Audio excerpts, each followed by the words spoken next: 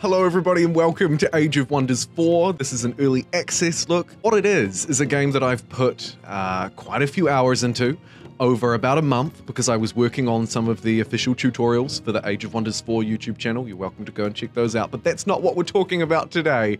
We're going to play through Age of Wonders 4. I'm going to release all of this before the game officially comes out. I've got a brief window when the embargo lifts. So let's jump into a new game.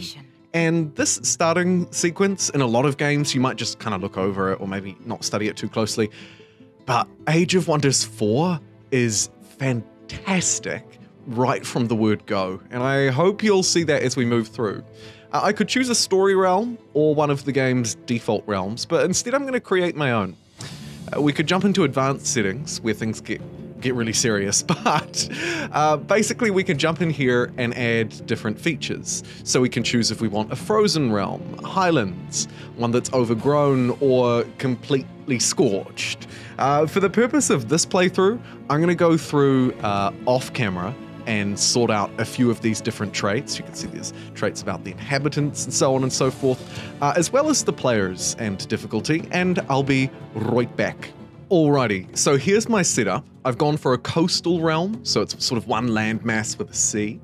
I've gone for a desert realm for something a little bit different, so it'll be a little bit more harsh, the climate, and I've chosen to have it infested with dragons, because why not? And then I've added one extra modifier, which is that the underground will be smaller. If none of that made sense to you, that's totally okay, because it doesn't matter. You'll figure it out as we move through. Next up, we get to create a faction, or choose one of the many default ones that either start with the game or that you may unlock as you play through some of the story realms. Again, this is one of Age of Wonders' key strengths.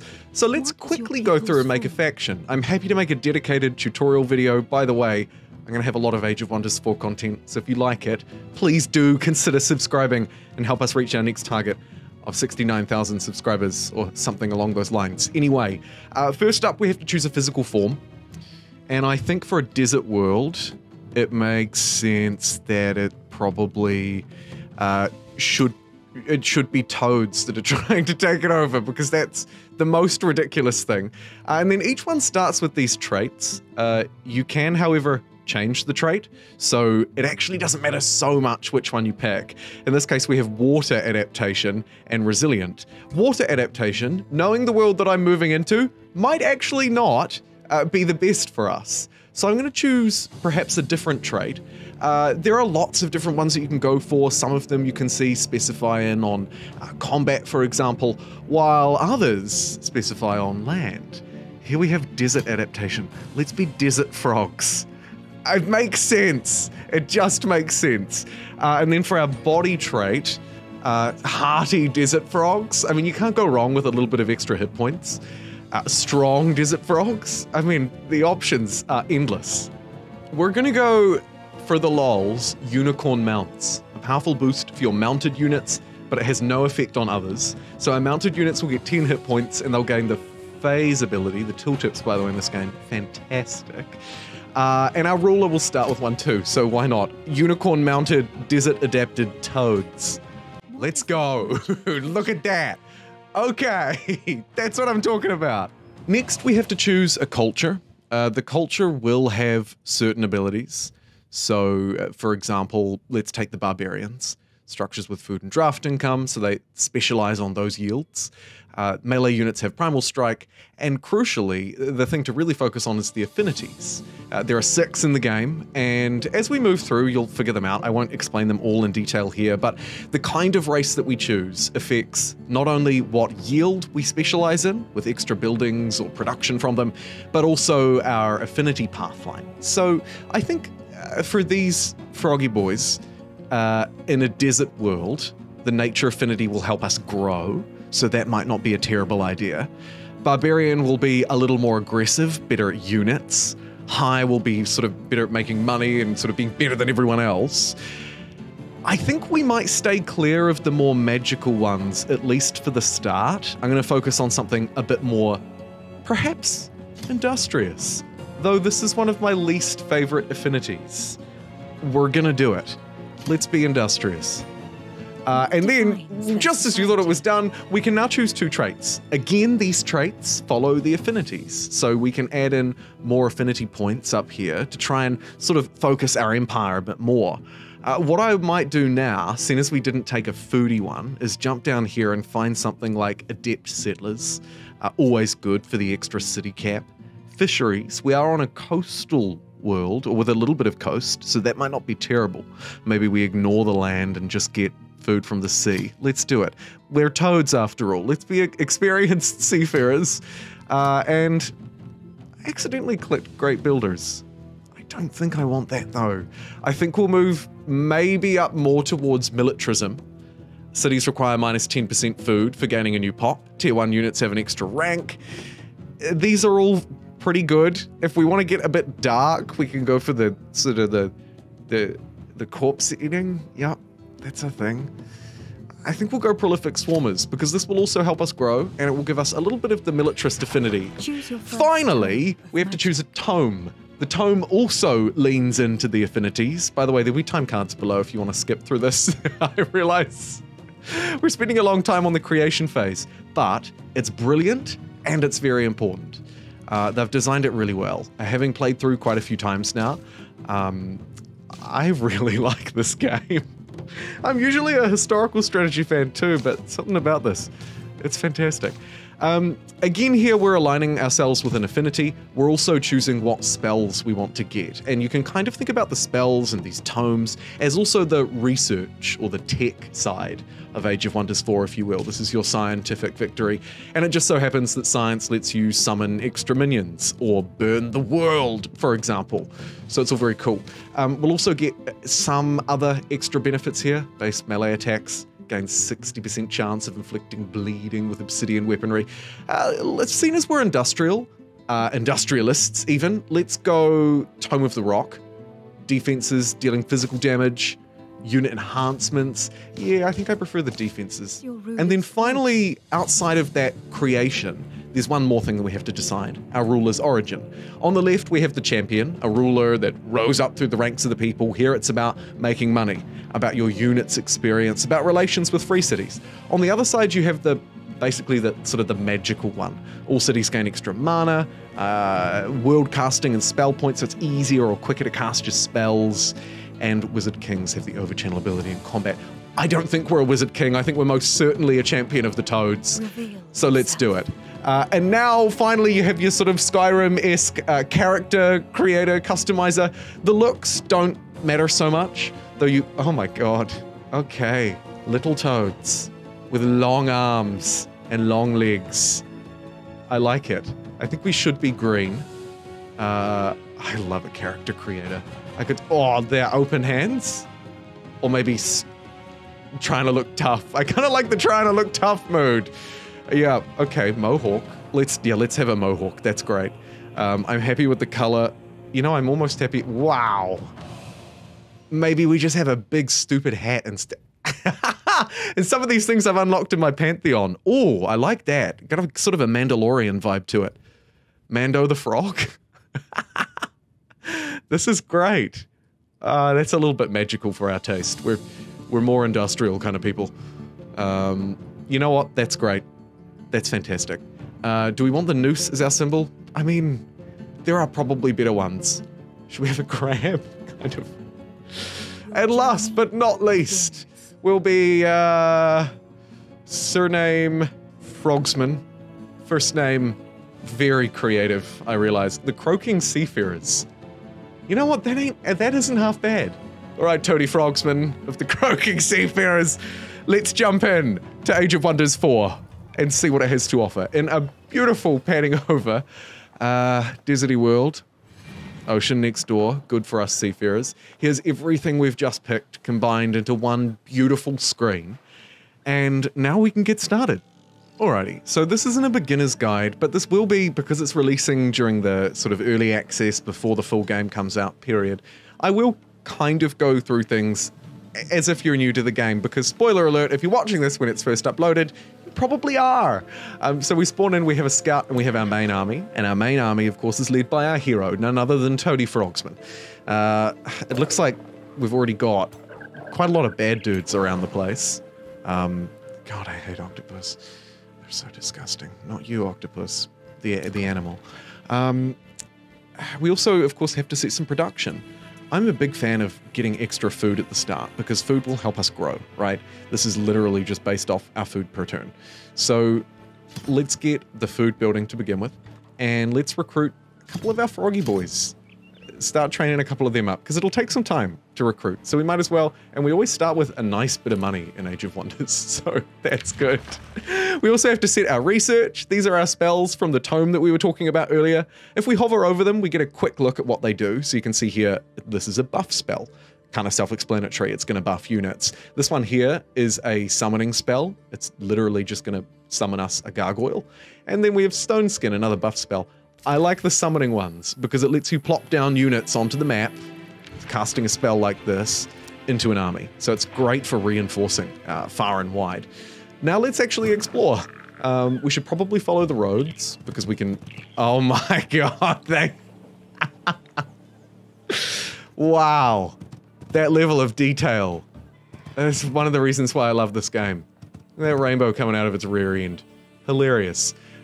So that's our scout. They can just go off by themselves. Nothing will really attack them. Even sort of hostile looking armies like this won't fight them unless we fight first, which we're not going to. But we actually are going to right here because I don't want this right next door to me.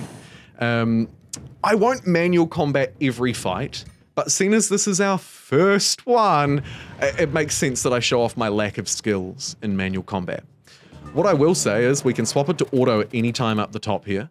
We can also increase the playback speed or the movement speed. So if at any point I start to get a little bit bored with it, it actually doesn't matter because we can just swap. You'll notice down the bottom here that all of my units have like a move function, a defend function, and then their attacks generally. So what I'm going to do is move up. Probably, I can't quite get in range to attack them. So we're just going to move up and then use everybody's defensive stance. It'll give them extra defense and resistance to magic. Most of these only work on the units themselves, but we do have a support unit here, this Steel Shaper. And I think they should have one. I'm not familiar with this specific unit. Target all friendly units, 8 extra hit points and strengthened. These defensive moves are actually not the best. Let's just go Zone of Warding and that'll at least shield the ones directly adjacent. This poor unit, gonna have a bit of a rough time, depending on what these fire dogs do, but it looks like they're just cowarding out as well. We're just gonna slowly reposition. The other thing to take note of is that the environment is destructive, so if we walk over this cacti, it'll probably hurt us. Now that we're in the battle a little bit though, we can cast some spells. We can bolster our units or throw a rock at them, and I think throwing a rock at them is hilarious. Let's throw a rock at this dog-looking thing. Bam. You like me now. And then we're going to charge in, I think, because I think our main attack is melee strike. That's actually not very good. Okay, forward. Let's surround this dog-looking thing. Get up a bit of a defensive line. Bring our support units up the rear. We'll keep a tight formation. But we will stab at this dog a little bit. Okay, it's got a retaliatory attack. That's fine. Crossbow was only a 50%, but we got it. Good stuff. And then we'll strike in with Toad riding a unicorn, dressed as a Mandalorian. Our support unit could do a whomper of a 16 damage attack there. Go you! You're not just a pretty face, although actually at 6 damage, I'm not sure you are a pretty face. Alright, that's everybody moved and defended. Let's end. I think that the combat in this game is super satisfying. Personally, I most enjoy it around this battle size. When you're sieging a city, you can sort of get up to 18 units, I suppose. Maybe more with different races or abilities. It can be a lot to manage. And maybe a little bit difficult on lower end systems just to keep it running, especially like, you know, if you speed up the fights like I just did then, things start to go pretty crazy. Look, I think we've got this in the bag. Let's briefly swap over to the AI control on normal speed. No, you know what? Double speed. Stuff it. and just quickly demonstrate that as well. Seeing as this is episode 1 of the very first Age of Wonders playthrough, at least that I've been able to upload, the embargo lifted, hopefully, if I can get my act together, a mere hours before this video went live. And I've been really enjoying my time with Age of Wonders 4. It's so good. It looks like our units have separated a little bit here, but they've also kind of set themselves on fire. But it looks like they might have gone with just a brute force strategy. Who cares about the fire? The enemy units seem to have split up. Another thing you can see playing out is morale with those kind of creepy looking faces, the red and the green faces that come up. Morale is pretty important. And of course, as you start to take out enemy units, their morale will decrease. There's also a lot of stuff around the game's affinities, those different colored elements that we talked about at the start when we were designing our faction. Whoa, we took a freaking beating. That's terrible. Goodness gracious. We'll need to hang out in friendly territory to really gain health a little bit faster there. So we'll just say that's a bit awkward and move along from that. Oof. Poor boys. You ready for another fight? Maybe one more turn. We'll keep exploring. Of course, our scout can't clear things that are guarded, but what we can do... Way to make me look like an idiot, Marauder Guard. I was going to say what we can do is grab those unguarded goodies, but alas, it wasn't meant to be. We'll ride off into the sunset. We're also trying to keep an eye out for free cities, or city-states, if you will. They're pretty powerful in Age of Wonders 4. That is not a free city, that's an enemy. Hello, it's Fire Queen Carissa the Red. Nice to meet you. Our relations at the moment, I've seen a lot worse. She is a little bit evil, but I've had worse. We'll just say goodbye for now. TTFN. I'm going to go and not get this goodie hut because apparently there are Marauder Guards quite literally everywhere. The other thing we want to keep in mind is that we're going to want to also, as well as meeting a free city, try and find some locations to place our own. I think because we benefit from the coastline, it should be along the coast. Let's send out an army. An army led by a hero will actually be able to settle us there. I've used the auto combat and we've lost the toad in the process. But I do think, generally speaking, the auto combat is pretty dang good in this game.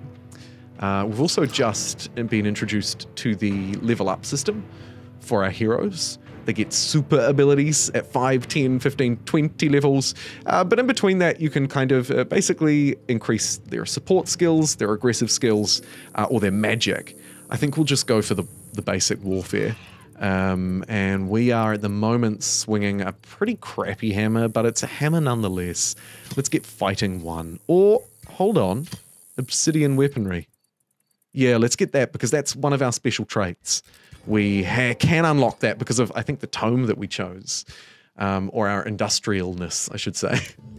Aha, and here we have something that I wanted to tab to earlier, but it was still locked. You can get to it up the top here.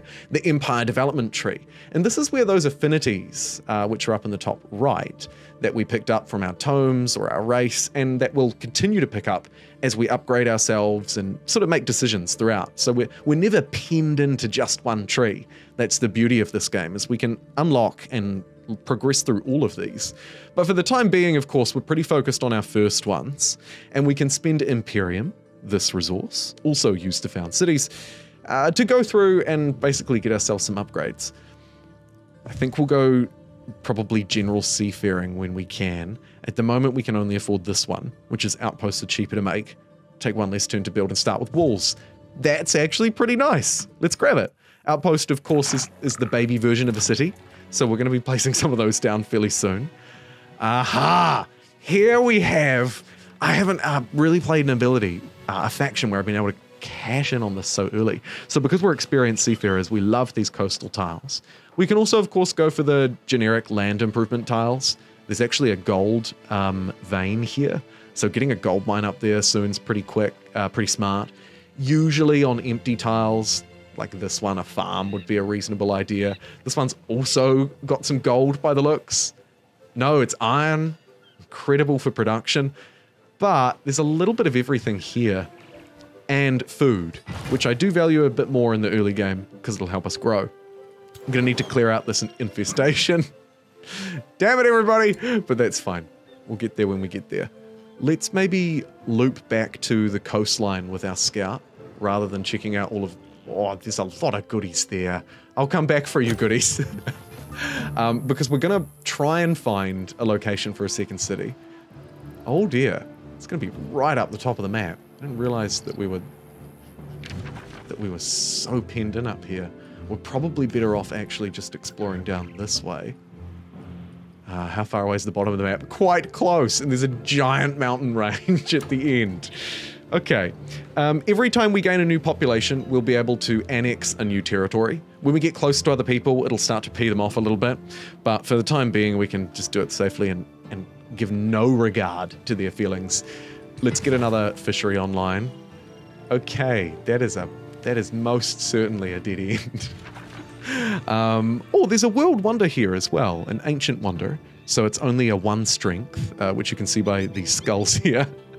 That means that we'll be able to clear it out fairly early on, and if we can, we'll get a nice tile out of it, a nice territory, I should say. Hello, gargoyle. This is a minor race transformation spell, so this will change our people. Makes rock growths develop on ourselves, giving us extra defense, rock camouflage, and rock walk, which allows allows them to traverse rocky terrain faster. I want that so bad. Let's be rock toads.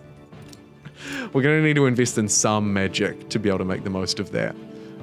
This crossbow can reinforce these dudes. They've had a bit of a tough time. We'll keep walking. Because we've met a free city. Hello, Craigmar. Good to meet you. You're right down the bottom of the world. Only a couple of tiles away. I would have expanded to these tiles had I known. Let's give them our currently one and only Whispering Stone, used to interact with city-states in this game. And that will slowly but surely level up this progression bar here. We can boost it if we want to spend our Imperium, but I think we're going to need that to found our own cities. And I don't think anybody's going to find this guy anytime soon. Except maybe for you, Druin. I think we are going to need a second city up here to farm the coast. It unfortunately looks like there's probably not any land over there. Or if there is, there's not a lot to it. I can only see coastal tiles. I mean, that one's uninhabitable. It's not great for the seafarers, but it's also not terrible because in reality, we might only be working, I don't know, 10 tiles or something. If we grow our cities much larger than that, we probably needed more cities. Another empire development. I don't think we need city stability at the moment. Let's get this one here, save up for this one here, which will let us seafare if I haven't actually got it already, which I may have already got that. Neat. Okay, that'll let us jump into the ocean and we can have a look at what's over here. So I'll send this one dude just in case there is something.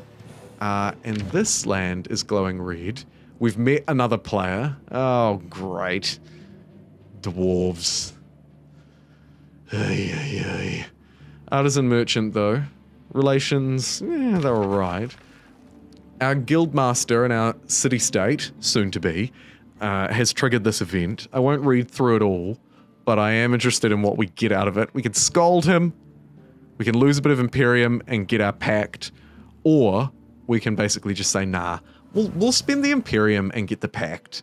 I think that's almost always the right thing to do, because once we start upgrading these packs, we start to get really nice benefits.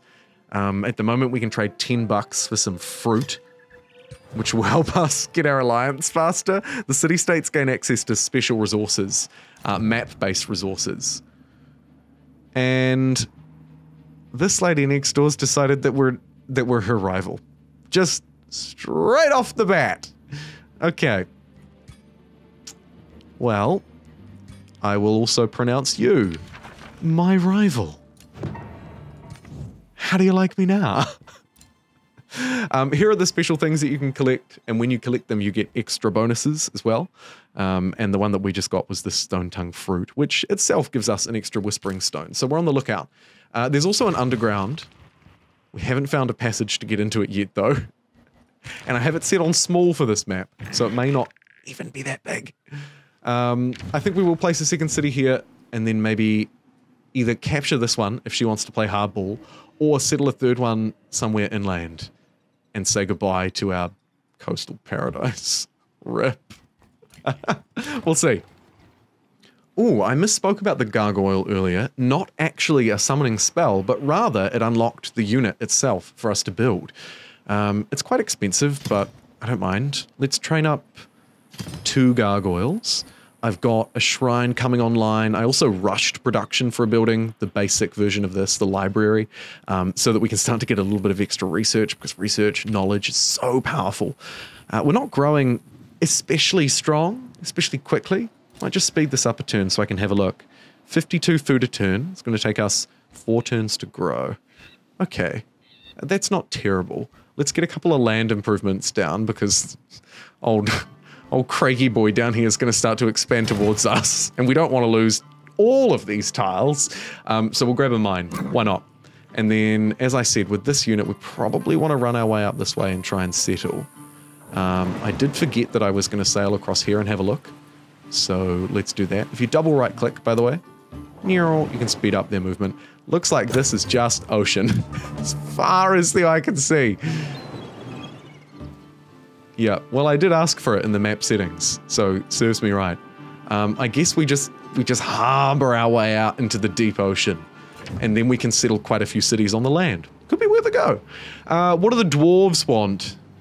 Recent actions, it's worsened our relations. Oh, come on. What grievances? Fangir has insulted my empire. I'll sell that grievance back to them. That's fine. Make $100. Try and sort of cool things a little bit. We could pronounce them our friend. You are my friend! We'll just shout at them that they're our friend. And see what, this helmet is far too big for my head. Yeah, we'll shout at them that they're our friend, and then we'll shout at Carissa the Red that she is the worst person ever. And hopefully start to build up some early geopolitics. Exactly what everybody wanted. Jump you into our main army. Ideally, we should be traveling around with a full group of 6. Traveling with any less just doesn't really make any sense. These goodies are all gone, as I feared. And we've met, oh my goodness, it's Ducat Lady. I created her. She was the first one, I think, that I've created on this early access version anyway. Wow, Ducat Lady, you made it. I'll send her a gift. She's cautious. You are definitely going to be my friend. If anyone's going to be my friend, it's you. Sorry, dwarf. I don't think we're going to have this forever. Flash forward a little bit, and as expected, it was just an ocean of nothing. But I've brought you back because I think we'll settle this territory here. Yeah, this looks decent. So with... Oh, there is a mana node here, though. Okay, let's do this one. So... we can build an outpost. We get them especially cheap, and they'll build a little bit faster, which is great. Now, another ruler already has a claim over it. Carissa the Red has a very distant claim over this territory. Why? Because she's here. I think that's total BS. Claim. Absolutely. It's a no-brainer. And then we can expand it out, get it a couple of harbor tiles so we won't move any more that way. And I really like having cities close together because depending on the victory condition we want to go for, we may end up having to build province improvements and then keep them alive for a certain number of turns. And in order to do that, I'd like to have my cities close together so that they're easier to defend because you can only have one per city. We're not doing too bad. Outpost up straight away. We could improve it and annex a territory next to it, but I think we're a little bit behind the 8 ball, so let's found this straight into a city over the next 3 turns. And while we're waiting, let's try and clear out all of these bad guys around here. When we overwhelm them with numbers, it's a fairly easy fight. Hello. Oh, surely we put Nightmare. Nightmare, feel like missed opportunity. Let's put Nightmare on. Yes. I don't even know if it's better than Unicorn. We lose the phase thing, but I don't care. That's fair. We'll give the Unicorn to somebody else in the future. That's freaking awesome. Negotiations have succeeded. We will also be able to take over this city as well, if we want to. Let's boost our allegiance a bit more. Run towards this pact of vassalage as fast as we can. And we've unlocked one of the militarizing abilities. Defeating an infestation grants you a unit based on the infestation. That's great. I'm about to head out and fight a whole load of infestations. So let's get that. I'd also like to get some of these city founding ones if I could. Though the farms improvements aren't really great for me here. We'll ignore the rest of those for now, I think. Outpost founded. Seaward can annex another province. While building the farms and grabbing the land is tempting, we're really only stealing it from ourselves. So let's head straight out to sea and embrace that toad life. That needs a little bit longer to build. I might put this guy on auto explore soon, but for the time being, ooh, that is a powerful one. 30 bucks. Okay. A little bit of cash money. You might as well come straight back to base. I think you've sort of served your purpose. There's a lot of octopi out here in the water. There's like a line. Looks like they're migrating into our city. What's this? It's a quest from our city-state. They'd like us to send a hunting party to join them for the hunt of this fiery-looking hawk thing. We could be good and say no. We can't do that one. We could just join them, or we could decline. Let's join them. It gives us extra relations with them. We probably get a bonus. It appears up here. We need to slay 3 units, and they're all right there. Wow. I'm so glad I said yes. Next turn we'll be able to do that. I have been researching, of course, along the way. We could now summon one of these level 2, tier 2 units, or turn ourselves into rock toads with this minor race transformation. I think that's brilliant. I think that's so brilliant. Let's get to work on casting that. So we don't have a huge number of casting points, as you can see up the top here.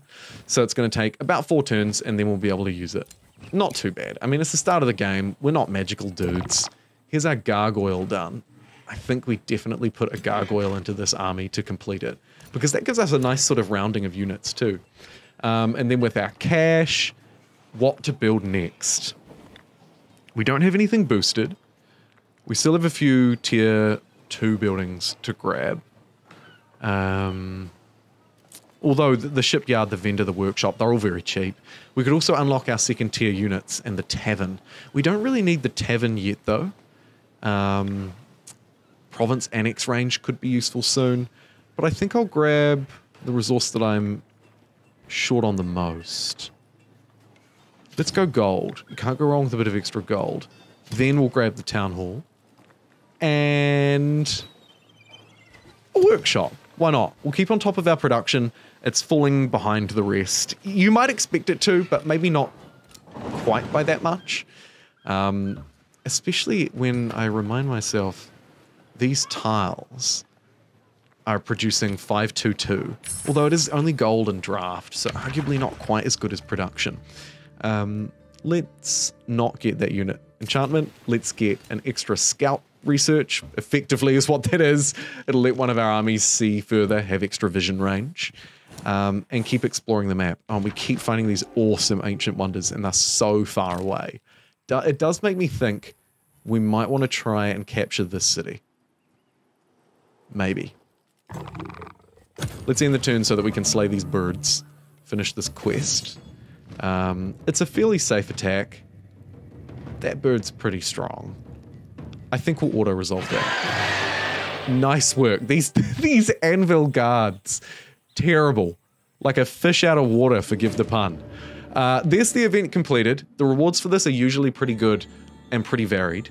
So we get extra relations with them, which is going to speed up our vassalage. And then we can choose to receive some money by taking some pelts. We can gain a unit, a steel sharper, one of those support units, or Imperium. Imperium, I think, is the hardest thing to get out of the three early on. Let's get around 3 turns worth of Imperium. Decent. That'll be a city next turn. We've leveled up our ruler again, who's still swinging a bit of a crappy hammer. So let's add some more fighting prowess in there, because why not? One day you'll be good at fighting. If I just put enough fighting skill into you. And then we'll continue doing actually just that, fighting our way through. What is this guy? Pyromancer and a skirmisher. Looking terrifying. It's right out of there. Oh god, there's those fire dogs. Our poor scout. And here's an army of Do Cat Lady. I meant to write the Cat Lady. I don't know how it ended up as Do.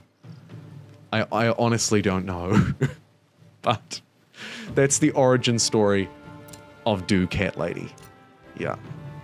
I've improved a little bit at creating factions since then, but perhaps not the best. Let's have a look and see if there are any neat perks that we can grab. Cities that share a border with your throne city gain plus 10% on all income. Ideally, all of our cities will share a border with our throne city. So that's pretty good. Founding or absorbing takes -2, newly founded gain 1 pop. I think it's too late for that, but I'm going to quickly grab it in the hopes that it's not. Dang it. 1 turn too late. There'll be more where that came from though, so it's probably not the end of the world. Let's get this place set up with, I think, the food-based building to begin with. You could make an argument that production's good. And we'll get it at the gargoyle. Let's also spend some of that Imperium that we got earlier to attract... Is 2 population too much? I don't think it is. I'm going to attract 2 population. We don't have a second hero yet, but that's okay. Because this place has some sick tiles. So tiles that have this mana node can have extra or different improvements built on them. A research post, which will get us 10 knowledge, or a conduit, which will give us even more mana. Focus crystals. So there's a... Oh, thanks, Siri. So there's also a rare thing here.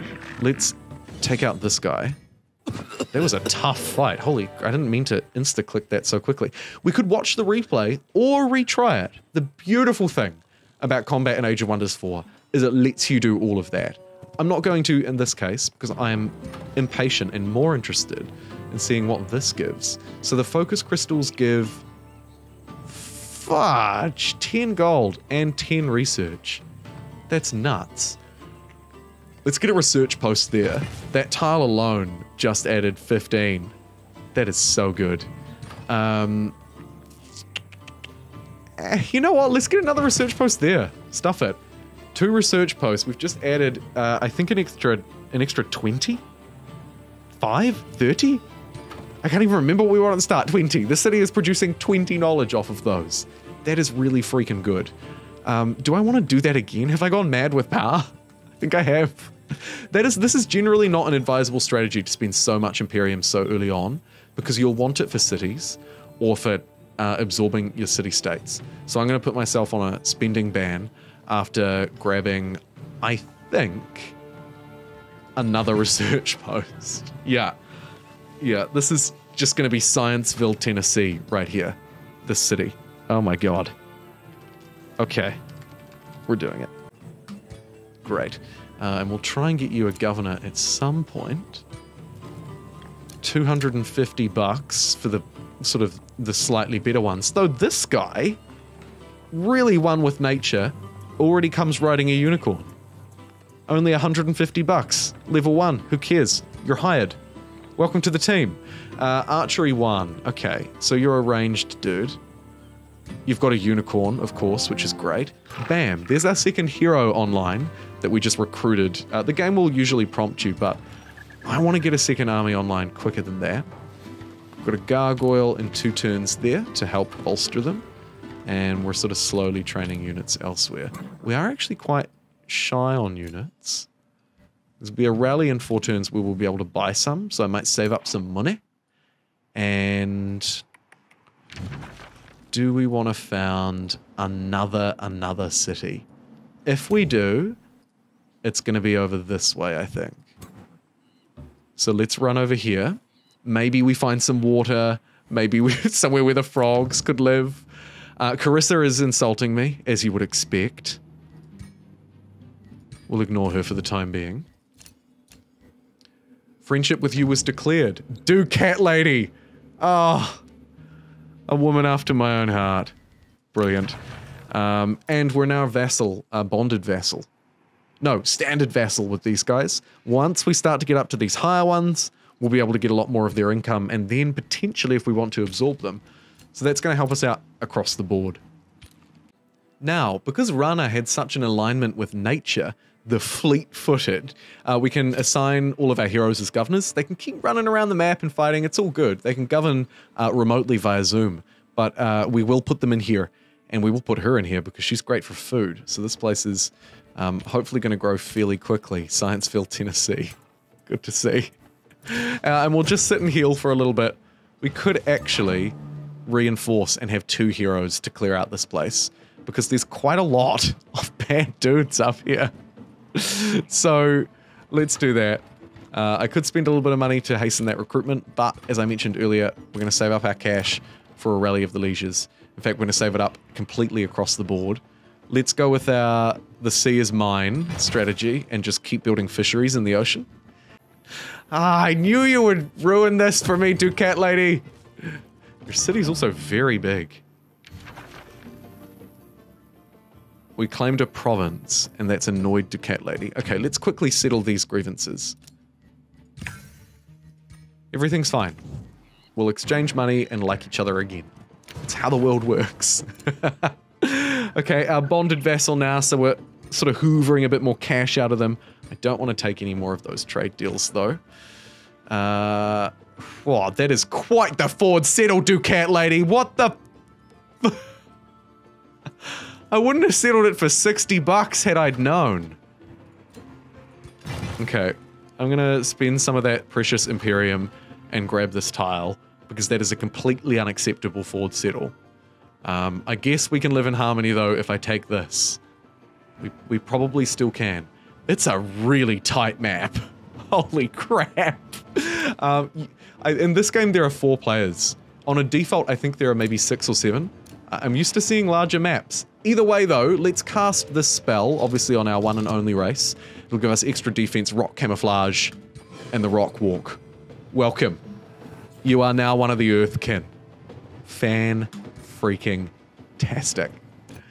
As you can see, we're now sort of starting to unlock this Empire development branch, too. I don't have any Imperium to spend, though, so for the time being, we'll have to sidestep that a little bit.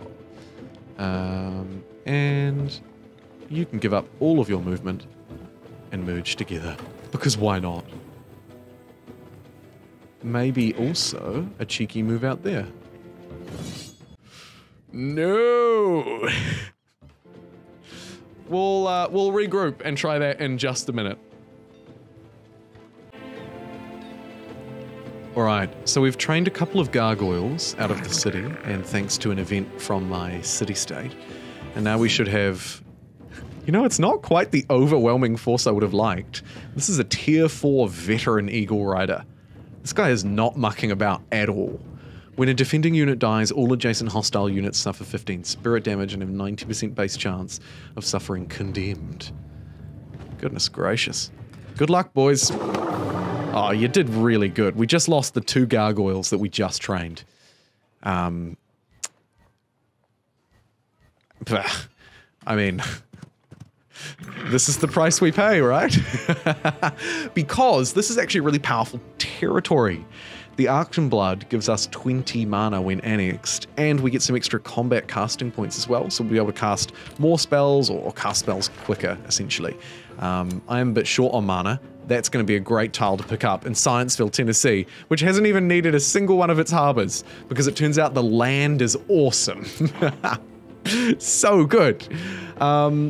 We've already put a little bit of fighting into this guy. Let's give him a support one, so that he can... either heal himself in a pinch, or, yeah, we'll give you a restore ability. Just to sort of, you know, you don't want to put all your eggs in one basket, right? Although, let's now move our entire army up north to clear out this too. This is ridiculous. ridiculous. We should actually also have a look at that Ancient Wonder, because that'll be another really fantastic tile for us. 20 research on that one. Let's do a little bit of hoogieing around. Send all of the military units into one army, because I believe you can only send one army in at a time to these. So we'll keep this other hero around just for moral support for the time being. A new Rally of the Lieges has started. We can recruit these units for ourselves or for our city-states. In this case, they're all pretty kind of basic trash units. But, I mean, 75 bucks, it's probably not a terrible deal because we don't have to spend any of the city's production, right? So the city can keep producing its new towers or its workshops, or if we were training units, for example, like I am now, it could continue training units. Let's get 2 archers. And we'd be able to buy them. And they just kind of turn up. We could reinforce our ally with a scout, but I think we'll come back to that when we have a little bit more cash. Yeah. And now also, now that we've reached a flourishing vassalage, the second from the top level, supreme vassalage would be the best. We could choose to integrate this city, take it over, make it one of our own, and then we'd have 3 cities. But of course we would lose our ally, so we wouldn't be getting the extra benefits from their city without potentially the drawbacks of having it. So it's something to think about. Scienceville, Tennessee, speaking of something to think about, I think should build either a mana. Let's get a conduit. We haven't built any of those yet. And now this territory here is going to give us an extra 25 mana per turn, which is great because we were actually a little bankrupt. Yikes. And we've got a whole load of these general affinities unlocked because we're getting plus 11 from our it's essentially the total number of all your other affinities combined. For these kind of fairly generically useful ones, the extra Whispering Stone is usually pretty good, but in this case, we haven't met anyone else, so it doesn't really matter so much. We've leveled up this one quite extensively, but haven't unlocked anything yet. I did think about cities that share a border with the Throne City, gain plus 10% of all income. But I think for the time being, I'll save up because I want to get a 3rd city if I'm not going to just Zerg rush this one down. Which, by the looks of this army, I'm not sure I am. I might get Zerg rush myself at this point. No. Let's have a look at this wonder. So we can send in one army and explore it. There's a very distant claim by Carissa the Red. Sorry, Carissa, this is very clearly mine. We don't have the magical ability to use the special effect, so we're just going to have to run in and fight. Or a nature affinity check. Attempt to douse the fires. There's a 50% chance. Enter the battle with Ashen Ruins guards. There's a 50% chance also that we lose 1 nature affinity. Rampant fire will be active. Burning will be active. I think we'll just attack. We'll just go for a basic attack. We have the combat strength, so the auto-resolve will do us wonders, and it absolutely did. Great. Okay, what's left in the ruins after we finished? The Executioner. Wow. Gains 20% damage per hex traveled. Up to 3 hexes, 28 damage charge strike. We can return it to our city-state. We are not doing that. That is so good. And I was just complaining earlier as well. So if we jump into Toady Frogsman, the absolute man of the hour, taking a screenshot of that bad boy, and then inspect, we can equip the Executioner, which is miles better than this piece of crap doing 10 damage. Oh, yeah. There it is. That's what I'm talking about. I mean, we still have, like, no armor or anything, but that weapon's going to do real wonders for us, I think. Fantastic. And with that, everybody, I'm going to end this episode here. We're a few turns in. We've covered off a lot of the basics. You can kind of get a feel for what our opponents have done. Much the same. Looks like there could only be 1 city-state, except for maybe 1 underground, because the map is so small. Very unusual. so we might want to just claim them as our own. But we'll think about all of that next time. Thank you so much for joining me. As I mentioned, there'll be plenty more where this came from. I'm going to try and produce a few videos a day. I've committed myself full-time to producing Age of Wonders content over the next week or two, so you should expect to see a lot more from me. Thank you so much for joining me. I'll see you in part 2.